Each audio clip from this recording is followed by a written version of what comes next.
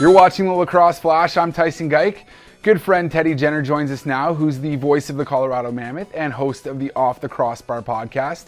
Teddy, let's get right into things. Last weekend, we had quite the goaltender battle go down in the National Lacrosse League. Two goaltenders that are quite familiar with one another. One backed up the other while they were playing together back in junior. Tyson, always good to be back on the Flash, my man. And Saturday night was always going to be a battle between Rosie and D. Ward. The two Orangeville boys going toe-to-toe. I just didn't think it was going to be that lopsided of a shot total. Dylan Ward faced 68 shots. He had to make 57 saves, and he still held the Rock to under 12 goals. And usually, that's enough for your team to get a win. Unfortunately, the Mammoth just couldn't do it. They couldn't bail out their goaltender late in that game to steal a victory. And they find themselves 0-3 going into a huge game against Calgary. But the battle between Rose and Ward was a fantastic one, and if you're a young, aspiring goaltender, this is a game film you're going to want to go back and watch. Save for a couple bad bounces, I'm sure Dylan Ward will look back at that game and think that it was one of his best. It was a career high for him in saves. At the other end of the floor, Nick Rose was steady as she goes, and when he needed a big save, he got it. And a huge win for the Rock inside a Pepsi Center arena where they haven't had a lot of success. Let's stick with the Colorado Mammoth now. 0-3 to start the season. I didn't see this coming, but you might have some reasons as to why they're kind of struggling at the moment. At the beginning of the season, I probably would have put a big load of money down that the Colorado Mammoth would not start the season 0-3 and possibly 0-4 after this weekend. When you bring in two new coaches, as they have with Andrew McBride and Sean Williams, there's going to be some growing pains. But I didn't think it was going to be the offense that was going to struggle, especially since all 7 guys out the front door were with this Mammoth club last year. They're getting consistency, but it's not from game to game. The guys are having a good game, then a bad game, then a good game, then a bad game. They haven't had a game where all 7 guys out the front door are contributing.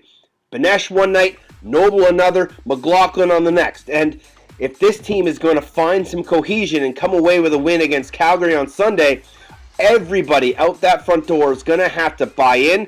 They're going to have to move the ball. They're going to have to move their feet. And if they don't, Calgary and Christian Del Bianco are going to hand them their 4th loss of the year. Well, 0-4 would not be a good position for the Colorado Mammoth to be in, especially given the way that things are going on in the Western Conference right now. But let's stick in the West and shift down to the San Diego Seals, who had quite the success story this past weekend. Home opener goes on against the Rochester Nighthawks. Packed barn, and they come on top with the win. Teddy, this is actually interesting because you were a part of NLL expansion down in SoCal years ago. You're saying that this game might have been more successful than your entire first season down with the Anaheim Storm?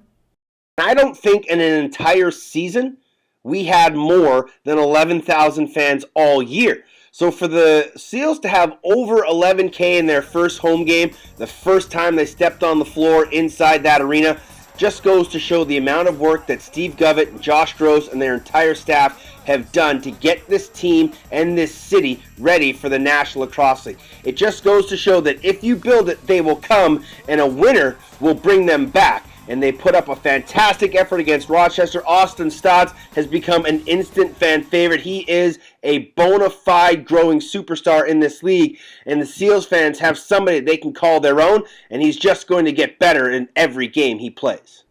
Well, man, oh man, this team has been fun to watch, especially with Austin Stotts putting up some highlight reel markers.